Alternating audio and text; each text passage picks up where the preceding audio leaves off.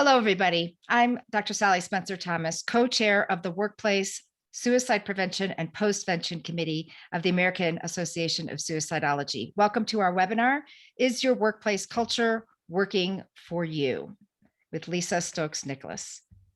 Lisa is the president of Kavi Consulting Services, and she comes to us with 2.5 decades of experiences helping organizations with conflict resolution and mediations and crisis management. And she really seeks to provide actionable behavioral change and outcomes. This is part of the National Guidelines for Workplace Suicide Prevention, a collaborative partnership between the American Association of Suicidology, the American Foundation for Suicide Prevention, and United Suicide Survivors International. The workplace guidelines are made up of 8 guiding principles, and today we'll be focused on the principle of culture cultivation. We are also made up of 9 practices to help guide organizations, and today we'll be talking about all 3 of the upstream suicide prevention practices in the national guidelines. And now I'll turn it over to Lisa. Thanks, Sally. And I just want to thank you all for the work that you're doing. This is an issue that has impacted my personal life and my family, and really appreciate the focus of your attention and your commitment to helping people and moving them to a place of well-being, which is what we're going to be talking about today. We're going to be talking about what workplace culture is, the benefits of a positive workplace culture, and how that really impacts well-being, and how well-being in turn then can impact employees' mental health and suicide. So as we hop in, I want to start by saying, we know a lot about taking care of employees. In fact, we invest a ton of time and energy and all kinds of benefits. I think we know quite a bit about well-being too, employee well-being and its connection to employee mental health. But the one thing that we don't spend enough time on is what are the key factors for success in employee well-being programs. And so I want you to take just a second and ask yourself, what is the most critical piece to having a successful or maybe not so successful well-being program? And if you answered culture, you were right. We know that culture determines if employee well-being efforts fail or succeed more than anything else, more than our best laid plans, more than any kind of complicated schemes or sort of equations we might have for success in the workplace. Culture rises to the top of the list above all else. And you may be asking yourself why. In fact, I'll say years ago, I would have asked myself why. I was actually a pretty big skeptic about the role in culture before I began this work. And as Sally mentioned, I've worked with organizations for 2.5 decades and came over that time to understand the importance of culture and came to understand that, in fact, culture eats everything for breakfast. So that's the best laid plans, that is our intentions, that is all our planning and scheming and all the efforts that we put in, as well as employee growth, employee development. Culture is at the heart of it. And so you might ask yourself why that is. It's because culture is really what determines how people execute on plans. It determines what they prioritize with their time. It's the critical thing that determines what they take action on when there is nobody to tell them what to take action on, or when appropriately they get to make those decisions on their own. It's what determines whether they react or they act proactively in the best interest of the clients the organization serves and in the best interest of the organization, as well as their colleagues. And so this sort of begs the question about what is culture? I get that question a lot. And I think we all, including me, several years ago, have this idea that culture is like, we don't know what it is. It's sort of squishy, but we know if we want to work on it, we might do things like show up someplace and wear silly hats and have races or play games with our colleagues. And the truth is that might be really helpful team building, or maybe not, depending on your culture, but that's not really what culture is. Culture is actually the way we do things around here. And that's like the shorthand way of saying it. But what is more important, and that I want to talk about today, is that culture isn't squishy. It isn't created by accident. It's something we actually can intentionally build. And the way we do that is by focusing on these 5 key enablers, or domains, if you will. These are the things that add up to culture. And so the first area, when I work with clients and I talk about culture, we look at leadership. What is the vision and mission and values of the organization? What is the North Star? The second area we talk about is knowledge and skills. Do people have the information they need to do their jobs? Do they have the right skills? Do they have information about the environment and their clients and what their clients need? The third area we focus on is the systems in the organization. So the things that really make the trains run on time or sometimes not on time. And that's everything from how we recruit people, how we orient them, how we develop employees, to what are our processes for payroll and for compensation and our policies and all that stuff, all the sort of nuts and bolts of an organization.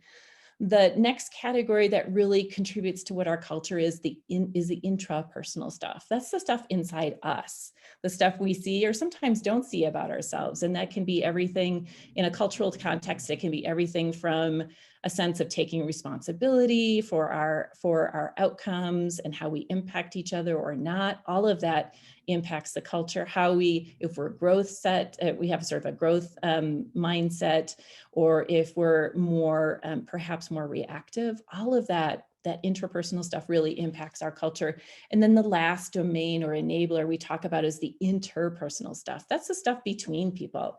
That is sometimes the most visible part of our culture. And that's the stuff that we tend to focus on the most, which is how people treat each other. Are people respectful?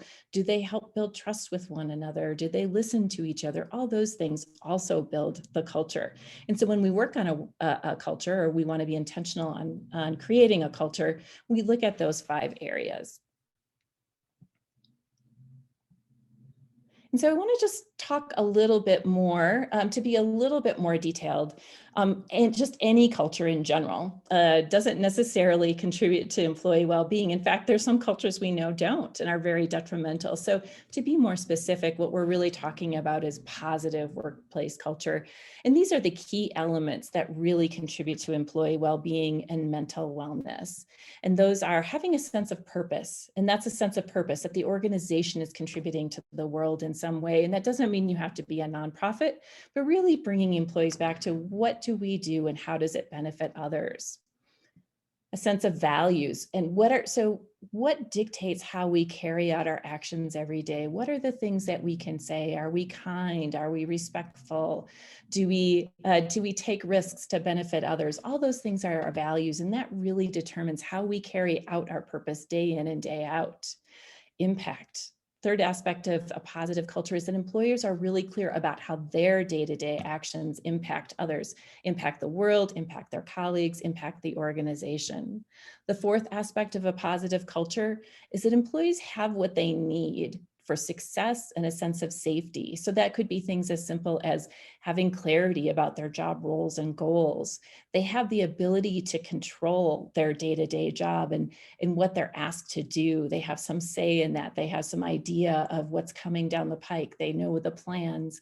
They have the tools to succeed, and the systems support them in doing their job well.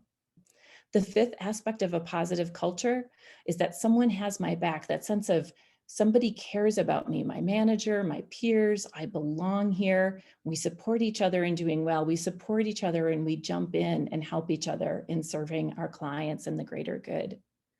And the sixth aspect is that the organization is set up to reward the behavior and the concrete actions we see all the time that reinforce that positive culture or are in line with that positive culture. And when our actions fail to be or fall short of what we hope them to be, and that happens for all of us, including me, there's some sense of accountability, whether it's us ourselves holding ourselves accountable or holding up a mirror, and we're all seeing how we're impacting each other.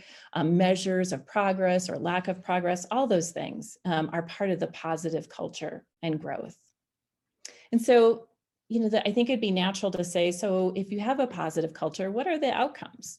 And so we see, there's some things I think we all sort of know, like there's fewer accidents and we see improved health outcomes for employees, things like heart attacks goes down, some of the major metrics of health improve, but we also know that we have happier employees. who are more invested in their job, who are more invested in each other, and who have a higher sense of well-being.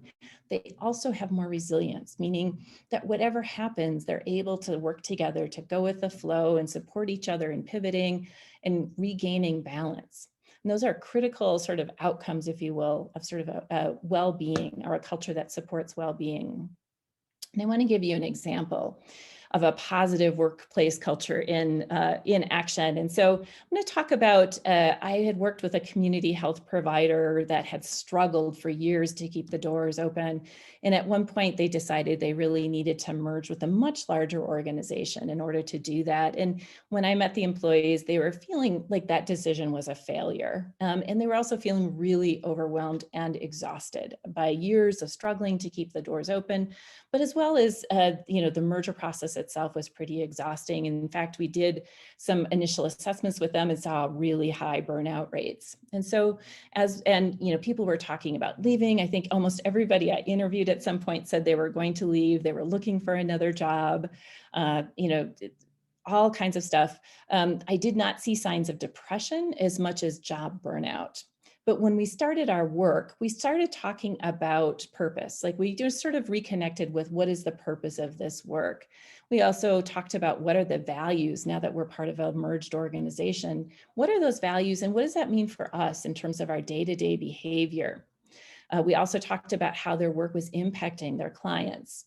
And we made sure that they had what they needed for success. So the tools, the clarity, the processes, the systems, and a merger that can be pretty hard to do sometimes, and also help them reconnect with that sense of somebody has my back.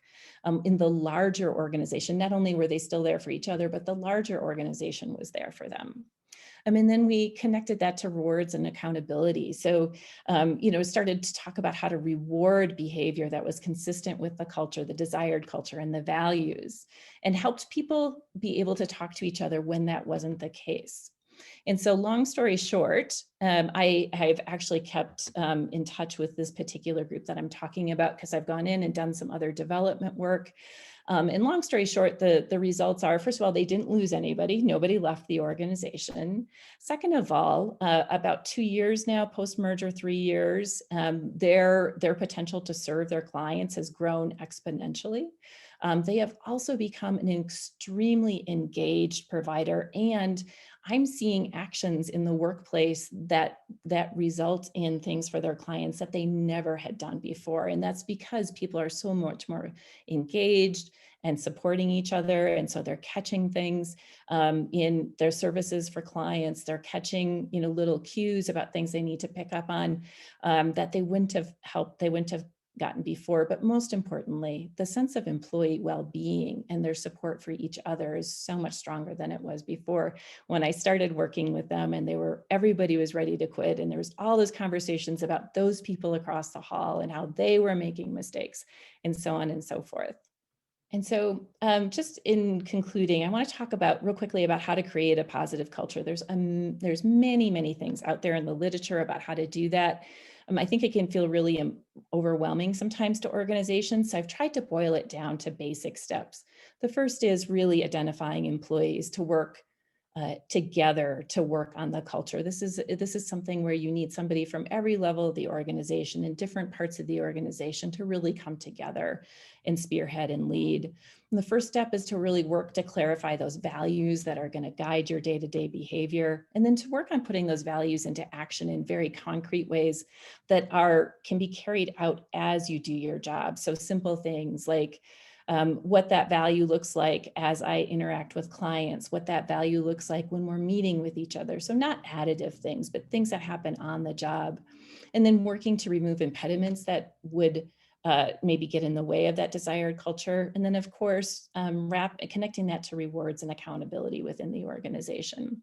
How does that behavior, that action get recognized and applauded and supported? And how do we know when we've sort of gone astray or maybe we're acting outside that culture? And so in conclusion, I want to just talk about the fact that we invest a ton of money in all kinds of benefits for employees, healthcare benefits, PTO,